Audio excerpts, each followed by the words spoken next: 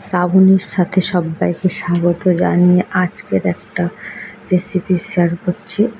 অনেকেরই পছন্দের হবে। রেসিপিটি সম্পূর্ণ নিরামিষ রেসিপি।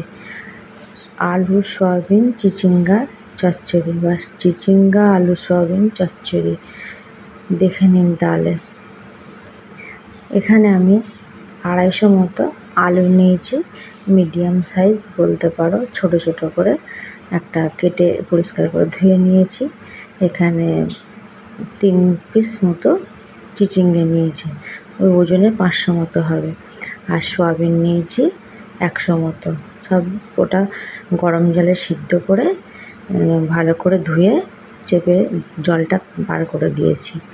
এবার এখানে ফার্স্ট স্টেপ কী হবে, কড়াতে বসিয়ে পরিমাণ মতো সর্ষের তেল দিতে হবে।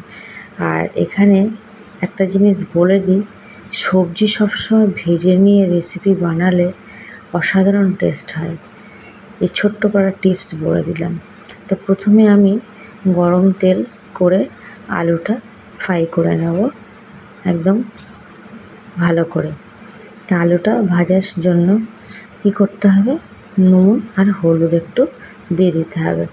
নুনটা দেওয়ার কারণ কি, আলুটা তাড়াতাড়ি যাতে ভিতর থেকে সিদ্ধ ও ভাজা দুটোই হয়ে যায়, সে কারণে এখানে নুন আর হলুদটা দিয়ে দিলাম।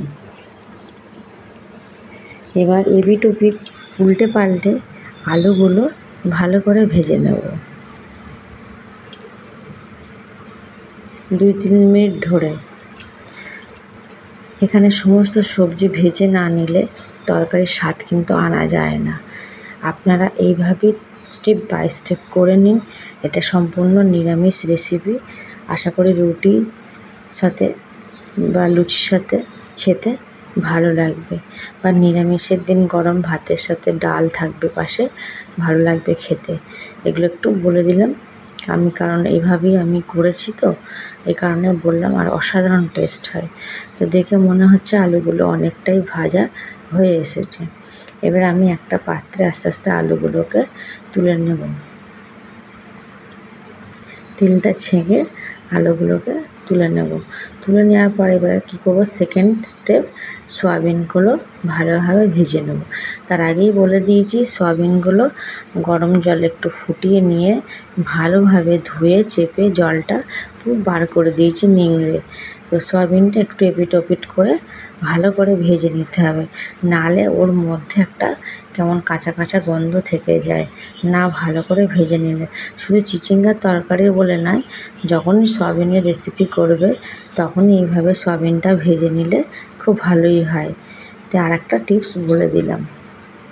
এবার সয়াবিনটাও ভাজা হয়ে গেছে, দেখে বুঝতে পারছেন বন্ধুরা। সয়াবিনটা আমি এখানে তুলে নেব। এটা সয়াবিন পুরো ভালোভাবে পরিষ্কার করে তুলে নেওয়ার পর আমি কড়াতে আবার একটু পরিমাণ মতো সর্ষের তেল দিয়ে দেবো, কারণ চিচিঙ্গাটা ভাজতে বাকি আছে। চিচিঙ্গে ভাজার জন্য পরিমাণ মতো এখানে তেল দিয়ে দিলাম। তেলটা ভালোভাবে গরম করা হয়ে গেছে। এবার এখানে আমি চিচিঙ্গাগুলো দিয়ে দিলাম।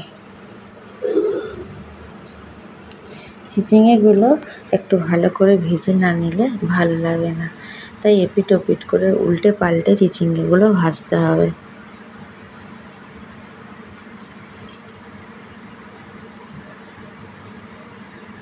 সবসময় এইভাবে ভেজে না নিলে ভালো লাগে না।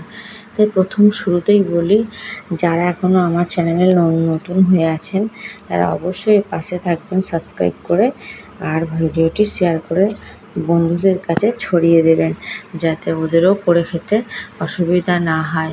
এই অনুরোধটুকু রইল আপনাদের কাছে। তো এখানে আমি নুনটা একটু দিয়ে চিচিঙ্গাটা একটু ভালোভাবে ভিতর থেকে সিদ্ধ করে নেব। তো চিচিঙ্গে ভাজাও রেডি। এবার আমি তুলে নেব একই পাত্রে, যেটা সয়াবিন আলু তুলেছি আগে। তো এখানে আমি চিচিঙ্গাটাও তুলে নেব। তো এইভাবে পরিষ্কার করে তুলে নেওয়ার পর দেখবেন চিচিঙ্গে ভাজতে গেলে চিচিঙ্গের ভিতর থেকে অনেক সময় জল বেরোয়, যেহেতু রসালো সবজি। তাই এই যে তেল আর জল মিশে গেছে, প্রথমে একটুখানি গ্যাসটাকে অন রেখে আমি জলটাকে মেরে দেবো, বা জলটাকে কমিয়ে নিয়ে আসবো। তো তেল দিয়ে দেখেই বুঝতে পারছেন জলটা পুরোপুরি নেই এখানে তেলের মধ্যে। এখানে সম্বার হিসাবে কি দিলাম না, গোটা জিরে 1 চামচ আর তেজপাতা দিলাম আর একটা শুকনো লঙ্কা দিলাম। তা ফোড়নটাকে ভালোভাবে ভেজে নেওয়ার পরে এখানে আরেকটু পরিমাণ 1 চামচ মতো আদা থেঁতো করা দিলাম।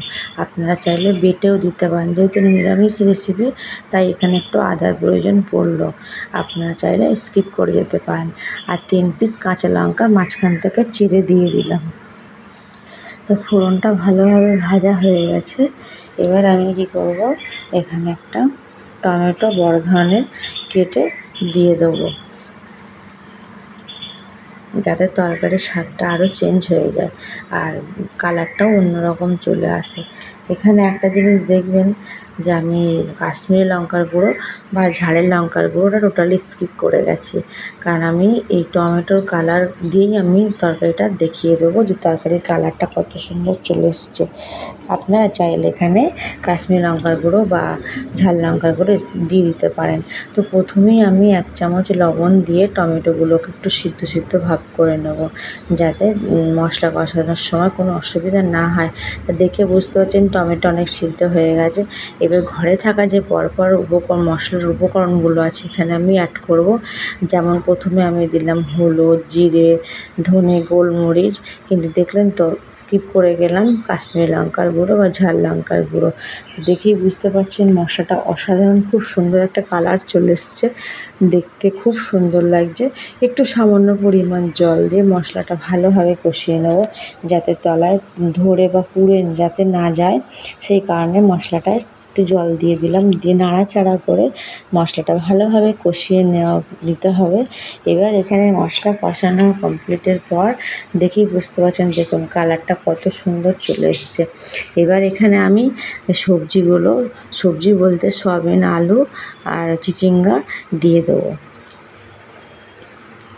চিচিঙ্গা, আলু, সয়াবিন সমস্ত সবজি দিয়ে দেওয়ার পরে মশলার সাথে ভালোভাবে এখানে কষিয়ে নেব 2 মিনিট ধরে। না কষালে কিন্তু ভালো লাগবে না। সমস্ত তরকারির কথাই বলি, প্রথমে মশলার সাথে সবজি হোক বা মাংস হোক বা অন্য কোনো মাছ হোক, যা কিছুই হোক বা আলু হোক, ভালোভাবে আগে মশলার সঙ্গে কষিয়ে নিতে হয়, নাহলে তরকারির টেস্ট আনা যায় না। তো এখানে আমি একটু জল দিয়ে 5 মিনিটের জন্য ঢাকা দিয়ে দিলাম। তো 5 মিনিটের মাঝখানে একবার দেখিয়ে দিচ্ছি যে তরকারিটা কতটা বা চচ্চড়িটা কতটা কমপ্লিট হয়ে এসছে বা রেসিপিটি কমপ্লিট হয়ে এসছে। তো আমি আবার এখানে ঢাকা দিয়ে দিলাম। দেখে বুঝতে পারছেন ঢাকার পর দেখুন তরকারিটা বা চচ্চড়িটা কত সুন্দর চলে এসছে একটা কালার, আর আলুগুলো সব সিদ্ধও হয়ে গেছে। তো এখানে ভালোভাবে খুন্তির কানা দিয়ে একটু ঘেঁটে দেবো বা একটু চেপে আলুটা গলিয়ে দেবো, যাতে তরকারিটা কালার মানে গাঢ়ত্ব ভাব চলে আসে। তো এখানে দুটো জিনিস দিয়েছি, কী দিয়েছি, গোলমরিচের গুঁড়ো তো আগেই দিয়েছি, এখানে আমি সামান্য 1 চামচ মতো গরম মশলা দিলাম আর 1 চামচ চিনি দিলাম।